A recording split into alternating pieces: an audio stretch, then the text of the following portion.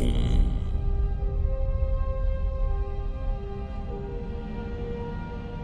I am the voice. I am the eye. I am the breath which makes Akatosh's will known. And you are his child, Dovahkiin.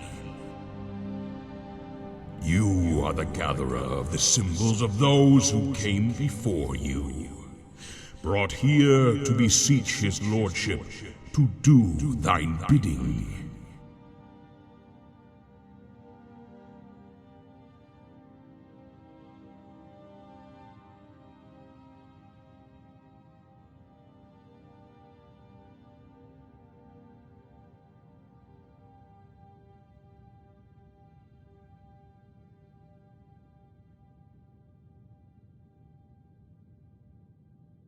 And in time, it may be restored, but not this day. The blood of the mother you have in full, yet the breath of the father you have yet to fully obtain. Go forth and make whole the symbols of the offering, so that the heart too may once again be made whole.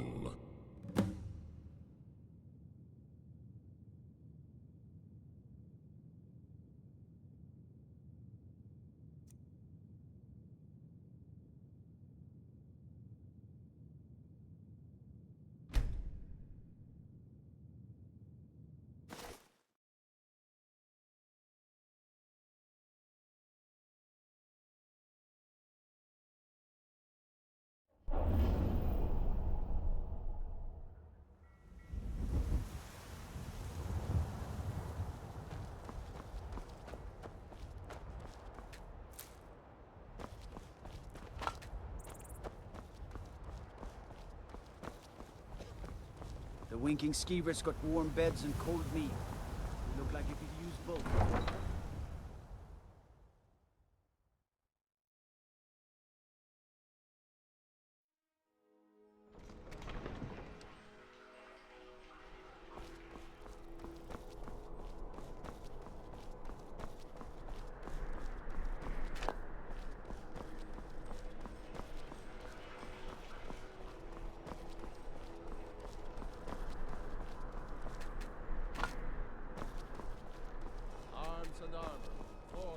If you're heading to the Blue Palace, you might want to rethink that outfit.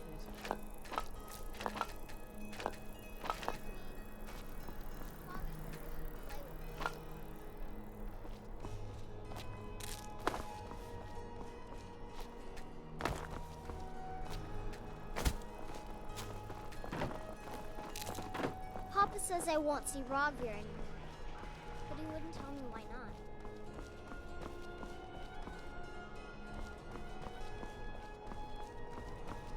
Staying out of trouble, kinsman.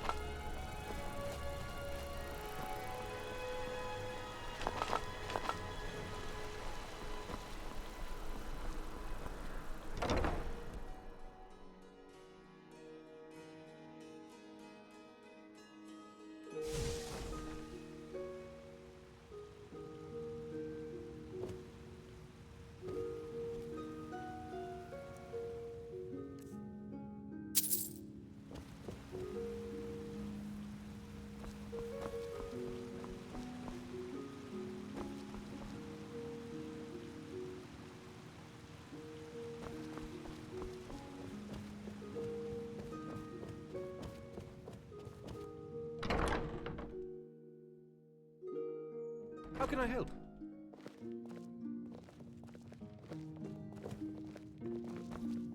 Greetings. Ah, you're back.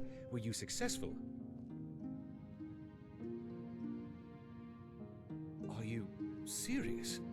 Then Akatosh must be aware of our pursuits, and the offerings must have drawn his attention as we intended. Splendid! Truly, what did he say? Blood of the mother you have in full, yet breath of the father you have yet to fully obtain. Curious. Quite vexing. Well, the blood of the mother must pertain to Alessia, Raymond, and Tibia Septim, so if those are the symbols in full he spoke of, then that means there would be 3 more symbols under the breath of the father. This is quite interesting. Well, yet to fully obtain would imply that some of the items you brought along must be symbols of shore. Oh my, this is an Imperial Royal Advisor's seal with the crest of Zurin Arctus, the Underking. Zurin Arctus, Imperial Battle Mage and Advisor to Tibia Septim, was referred to as the Underking, but the accounts are quite confusing. There are disrupting stances on who exactly the Underking was, because so far as I can tell, he was comprised of 2 souls. High King Wolfhearth was also considered to be the Underking in one of his lives, of which he had several.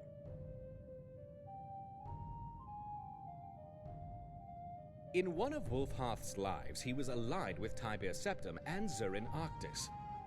They betrayed him, however, and his soul was trapped within the Mantella, a massive soul gem constructed by Arctus to use as a power source for the Numidian. This trapping cost Arctus his life, however, and his soul was merged with Wolfhearth within the Mantella as an unintended consequence.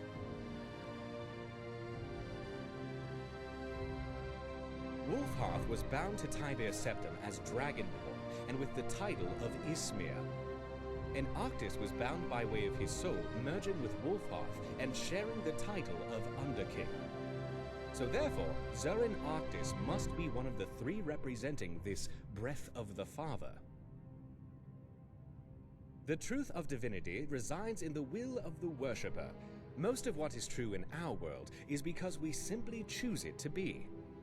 Divines are only such because they are believed to be, and that faith powers them.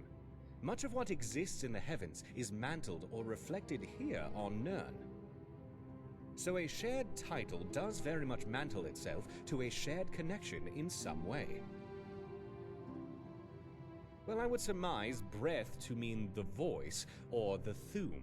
The blood of the mother would pertain to Alessia and her blood pact with Akatosh, which means that the father, could it possibly be Morahouse? Sorry, let me step back. So, the Herald is implying that there are representations of 6 individuals who could make the amulet whole again. 3 of these represent Akatosh, Alessia, Raymond, and Tibia Septim. The other 3 represent what I assume is Shore. Zurin Arctus, Wolfhearth, and, if I am correct, Morahouse. Morahouse was, or still is, a demigod who was the husband of Alessia. His name means first breath of man, and is considered tied to Kine in that regard, and also is associated with the Thume, as is implicit in his name. This bonds him closely to Wolfhearth, who, again amongst many other titles, was called the Breath of Kine. Well, let's not forget, Shor is the Nordic version of Lorcan, and one telling states that the Chin El Adabal is formed from Lorcan's blood. And in the Covenant, Akatosh filled that vessel with his own blood, so really, the Amulet of Kings seems to be a reflection of both deities. Exactly. So it seems we need to obtain something pertaining to Wolfhearth, and something from Morahouse. The armor of Morahouse is one that still persists to this day, in fact, and has surfaced a number of times over the years. It is also known as the Lord's Mail. You may have noticed I have a habit of tracking down various curios and artifacts in my spare time. And as it turns out, the armor was entrusted by the Empire to the care of General Tullius. But news came down recently that it was stolen by a deserter, so you might inquire at Castle Dower as to what became of it or what leads they have. Who knows, if you find it, they may be willing to entrust it to us for safekeeping. But either way, we could certainly use it for our ends in the short term, before returning it and get a replica out of it if nothing else. As far as Wolfhearth is concerned, during his reign, the capital of Skyrim was Windhelm.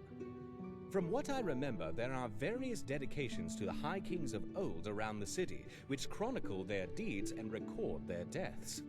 I would explore there and see what clues you might uncover.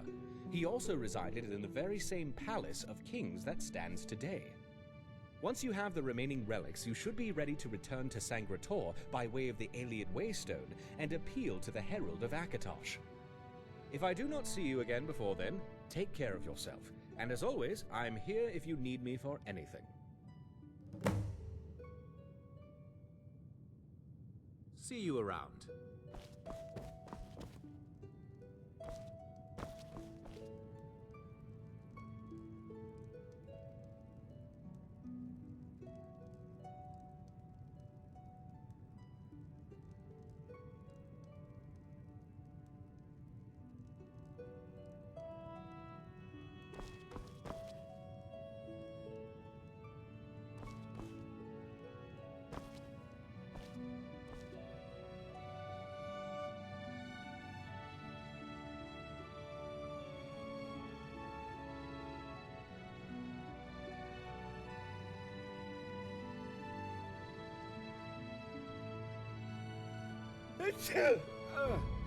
My, it's starting to get a bit dusty in here.